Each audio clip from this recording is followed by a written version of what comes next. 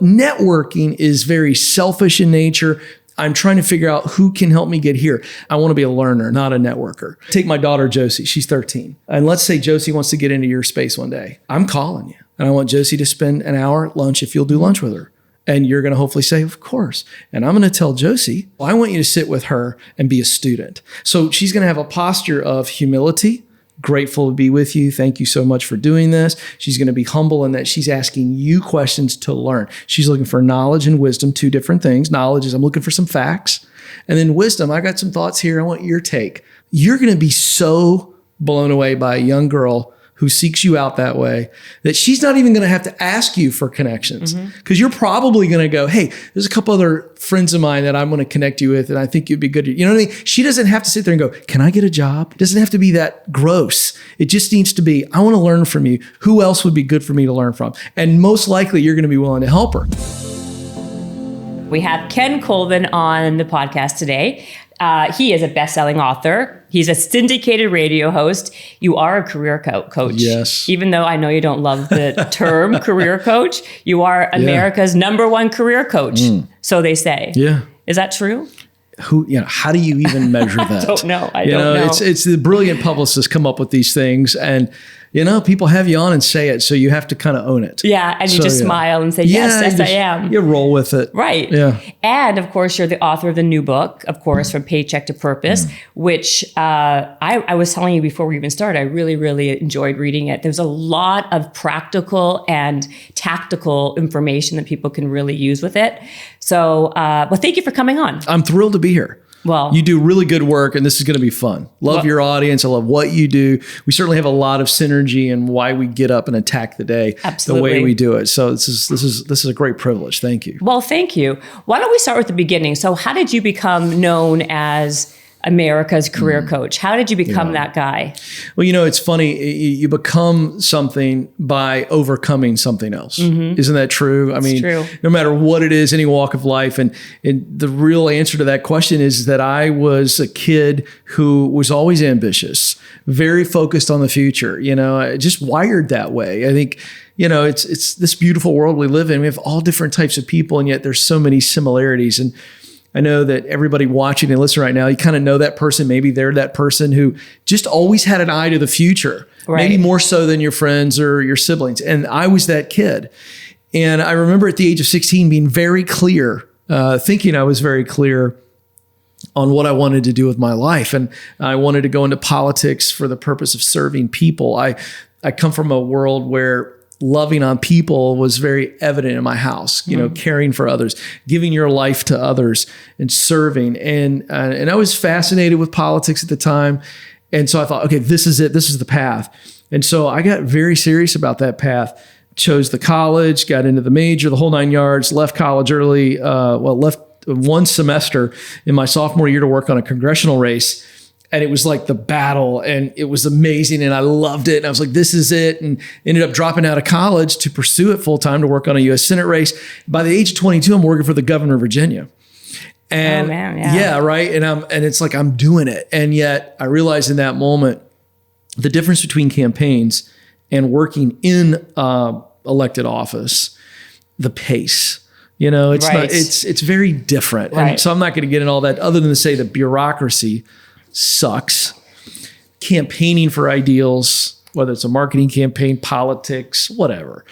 There's something exciting about that. So I realized, okay, if I'm going to run for office one day, I don't like this side of things. So I need to get into business and just build some type of a leadership resume so that I'm not in kind of a lifetime political insider. Right. So that led me to Atlanta, working for a leadership guru by the name of John Maxwell. Then I go out on my own, start my own consulting agency, thinking that, okay, now I'm set up to run 33. And I realized... What did you do with him? What was your job? I was a vice president for him. And so I was helping develop new content, so bringing in new content providers, developing new content, strategic relationships. And tell people who he is if people don't know who he is. He's a well-known leadership guru. 21 Laws of Irrefutable Leadership, or 21 Irrefutable Laws of Leadership is the classic. My gosh, I bet that book's 20 some years old now. And in that leadership space, corporate leadership, he's a big deal. And so I had the opportunity to work for him. And so when I go out on my own, this is a very long story, I'm racing through it, I realize that I don't want to run for office, that I'm really kind of over it. Right. I'm disenchanted with both sides of the aisle. Like, I don't think it's really the best place for me to maximize my potential to serve and love others. But the problem is I don't know what it is. Right.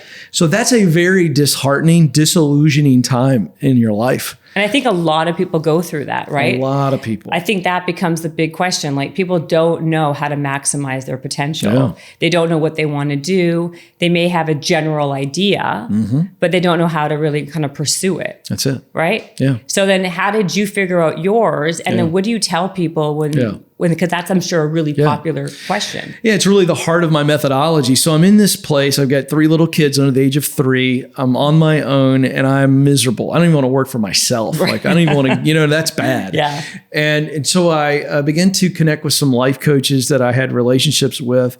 And they gave me some basic exercises and constructs. But the short answer is I spent about a 6-month period of really getting to know myself.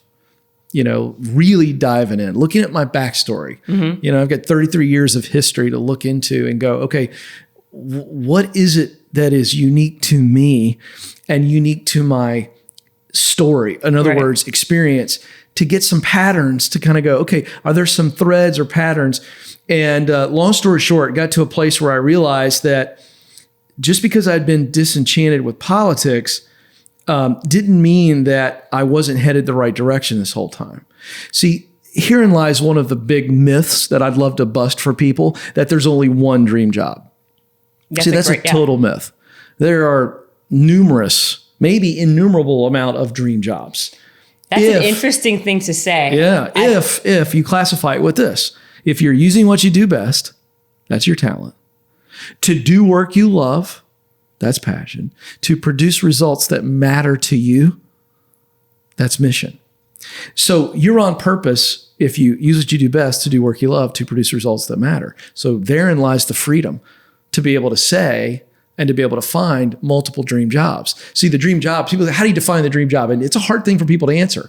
I say, well, you're spending 75% or more of your day using what you do best to do work you love, to produce results that matter. See, talent is not enough for fulfillment. It's just not. Right. I think of some of the greats like Andre Agassi. You've read his book, Open. It's unbelievable. This guy's one of the greatest tennis players of all time, but he was very talented at it, but he hated it. Right. Isn't that crazy? It's nuts. Yeah. But Wall Street's littered with men and women that are wildly talented, but are committing suicide. Totally. So that speaks to talent is not enough. There's a 3-part formula. Everybody has it. Everybody has those essentials: talent, hard skills, soft skills, passion.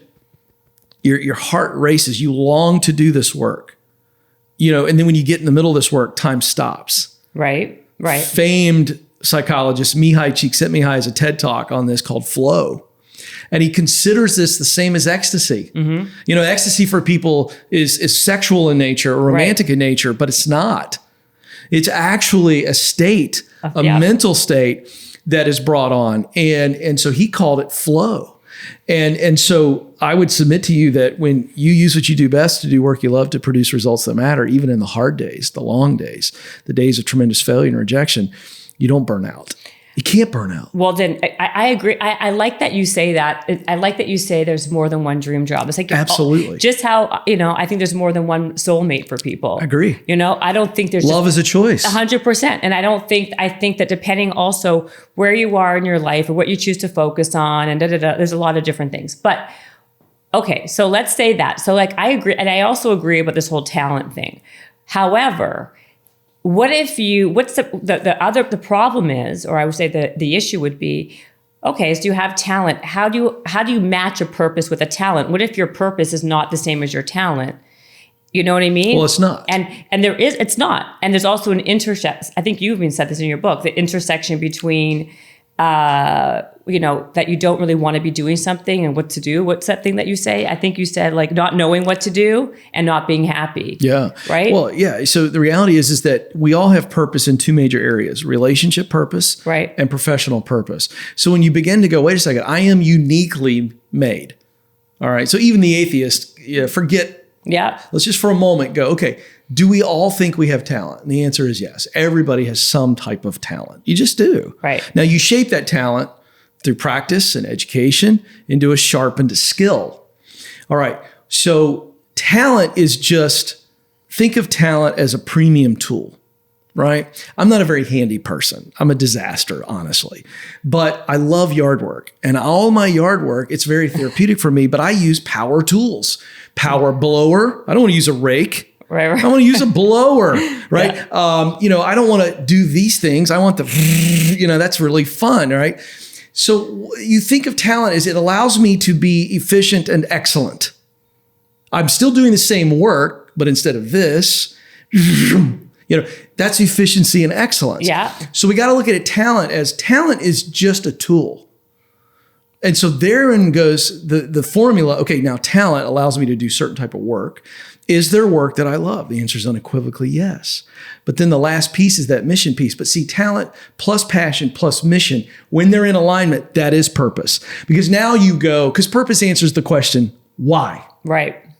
We sometimes make purpose this big, scary, hairy thing. I think that's what happens. And that's why I've broken it down into talent plus passion plus mission. Guess what? You're on purpose. So for instance, if I wasn't doing what I'm doing now, I'd probably be a high school or college basketball coach. Is it on purpose? Yes. Is it really different than writing books and being on radio and television and speaking in front of large groups, interviewing well-known people? Is it very different? Yes. But is it in alignment? The answer is, would it allow me to use what I do best? Communicating, discerning, encouraging? Yes. Check. Does it allow me to do work I love? Yes. Teaching, coaching, instructing, motivating? Check. Does it produce results that matter to me? Yeah, I would be pouring into the lives of young men, not just teaching the game of basketball, but pouring into their lives and teaching them personal growth disciplines, teaching them how to deal with failure and rejection, heartbreak, all through the game of basketball. Check. So that's an example of, if I don't want to be a teacher, right? What do I do? And I get those calls every day. You've heard them on the show. Teachers are calling me like crazy right now. They're burned out and they're going, what do I do? Well, they haven't lost their love of instruction. That's passion. That's a type of work. So they could get into corporate training. It's instruction. It's also isn't it called transferable skills too, right? 100%. You can take those things and apply it to something else. So that's really what it is. So my first question, I guess, to you is this, not my first question to you. Is that the first question you normally get on your show? Like, I don't know what to do, or I'm miserable in my job. Most popular one is I'm not happy, but I'm not sure what is the right thing for me to do. And that's why I developed the talent plus passion plus mission. Right. We've created an assessment called the Get Clear Career Assessment. It's not personality based. I'm a big fan of Gallup. They came out with Strength Finders many years ago, probably the most well-known, but it's only focusing on what I believe is 1/3 of the equation. Talent is not enough for fulfillment. Yeah. It's just not, because we as human beings long to make a difference in the lives of others. And that's the mission piece. And then we as human beings like to do things we're good at. I mean, how many people watching and listening right now enjoy doing things they suck at? Well, 100%. Like I talk about this all the time. Like that's why, like even at the gym, I'm going to use like an analogy, simple. Like I train the parts that I like to train, and if I'm not good at it, then I just don't bother with it. So you get dominant on one thing, and you get weaker and weaker on the other things. That's it. But you ignore the weaknesses. But you ignore them because I don't want to focus on it. It's fantastic philosophy. And doesn't most people? I think most people would do the same thing. So are you saying to people then, if you have a weakness, you should work on that weakness? No, I think you should be aware of it and then mitigate for it. Okay. It's 2 steps. Because here's what's interesting. You just nailed it. The human condition longs to do things that we're good at. Yeah. But our Western hemisphere education philosophy teaches us the opposite. Yeah. So our children and us, and I'm not anti-education, so don't freak out. You got to listen to what I'm saying here. What I'm saying is our education system in the West is based on improving upon weaknesses. And yet, if you talk to any successful woman or man, they largely have never done that. They went, why would I do that? Right. You lean in on your strength. Yes. Yeah. So we need to be aware of our weaknesses. That's huge. Self-awareness is the superpower to success. But then we mitigate for it. So I'll pick on myself. I'm a very creative, fast thinker. I love new. I'm a world-class starter, but I'm an awful finisher, which is consistent with a lot of personality types like mine. Well, I don't need to bust my tail to get really great at finishing because it's a losing proposition. Let's just have a fun, silly example. Rate talents 1 to 10. Okay, when it comes to organizational, administrative, and detail minutia, I'm a 2. You're that's at least you're a 2. I'm like a negative. Right, maybe 10. I am. But if you and I Yeah. get really serious, we start taking all these courses on administrative skills and we bust it, the most we're going to improve is 2 to 3 slots. So all of a sudden, let's just say I was Is that a stat, really? No, but okay. this is common sense. Okay. But think about Yeah, it. Like how much are you really going to improve in an area of weakness? You preach into the converted. I Yes, agree know. with this. But people need to hear this. I'm not saying you have a talent and you have lack of experience and you can make that talent. I'm talking you have no talent, low talent. So then I become average or below average? Who pays for average? Like, do you ever go to your husband and go, hey, let's go on an average vacation? And while we're there, let's go to an average restaurant and let's do average things. This is nonsense. And I'm being silly for a moment to grab people's attention because you would be surprised at how many people that I deal with, they don't realize this and they won't let go of the weaknesses and be free to go, I'm going to get really aware of where I'm strong. Not just in talent, but my heart. Right. What work do I long to do? I get excited thinking about, for me, for you, like I get excited about my show every day. I could be really sick, feel terrible, and I get in that studio and the lights come on and that intro music comes on, I'm alive. Right. You know, I could have a really rough week. My personal life could be in shambles. I'm raising teens. But you get me up in front of a stage and there are people I know that I got a chance to influence them, the juice arrives. Right. You can't manufacture that. By the way, that's not motivation. You can't fake motivation. I agree. What is it then if it's not it's passion? Passion and mission, those last 2 pieces. So when I love the work and I see that the work is creating or producing a result that aligns with my values. Right. I have the juice. I'm motivated. It's called intrinsic motivation. For all the parents out there, extrinsic motivation is if you don't clean your room, you don't get to go out with your friends tonight. So the kid cleans the room. They didn't clean the room because they wanted to. They cleaned the room because of an external motivator. Okay. Intrinsic motivation is you getting in that room over there I just saw. Folks, she's got this it's like LA Fitness over there in this room. So you get up and work out because you want to. That's intrinsic motivation because there's a result physically, mentally, emotionally that you get out of exercise. Absolutely. Now I keep on going back to this. How does somebody find that intrinsic motivation that has longevity to it? Yeah. Because I'm a big believer that I don't believe in motivation. Yeah. I think it's a nonsensical word. Totally. Because you can go to even a Tony Robbins seminar and be woo motivated for a week later. And then you get back to real life. And then you get back to reality. And it's a huge dip. Yes. You have to find that passion. Yeah. How do you tell people? Yeah, there's 3 questions that fall into, now that everybody's understood the construct. Right. So passion and mission is where we get the clues. All right, so you ask these 3 questions. Who are the people I most want to help? And I want you to visualize the people. Get quiet. Visualize who are the people I most want to help. Interestingly enough, all those confused callers on the Ken Coleman Show, I always set them up.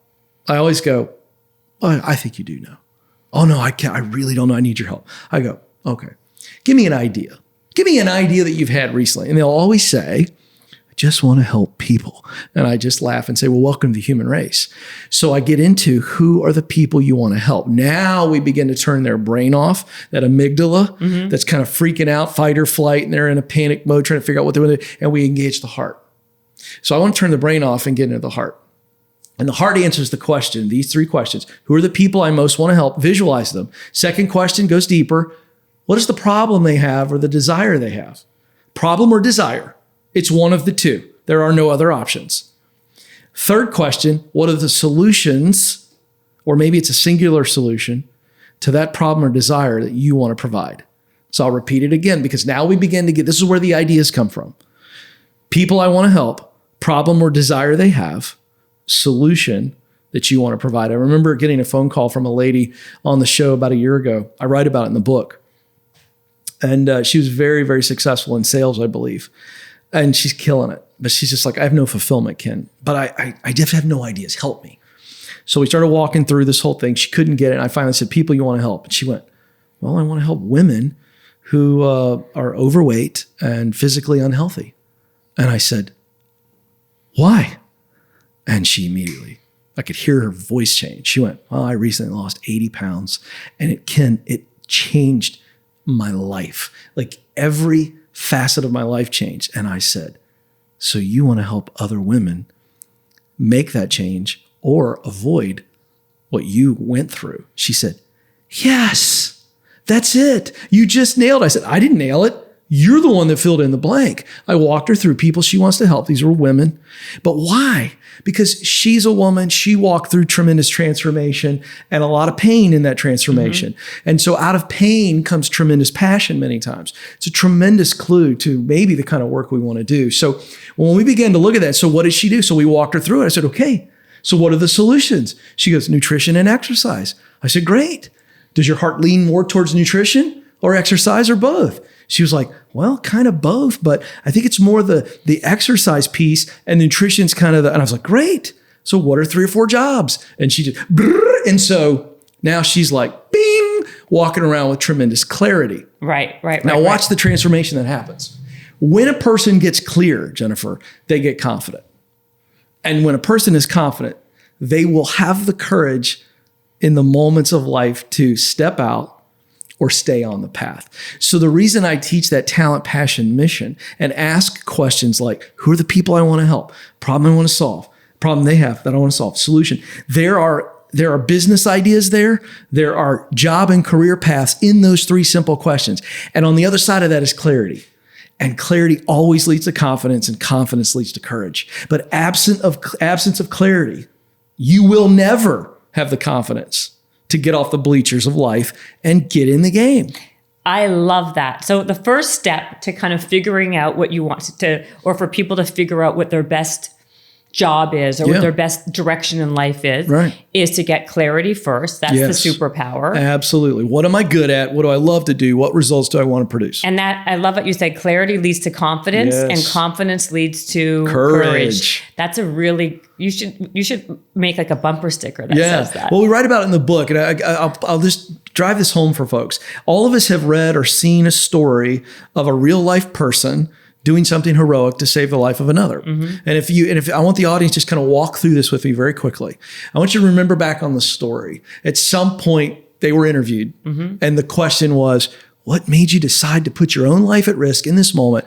And the answer is always basically, I came up on the scene. Let's say it's a fiery car. No one else was around. I felt like I could get them out. I felt like I needed to get them out. And before I knew it, I was inside the car pulling them out. It just happened.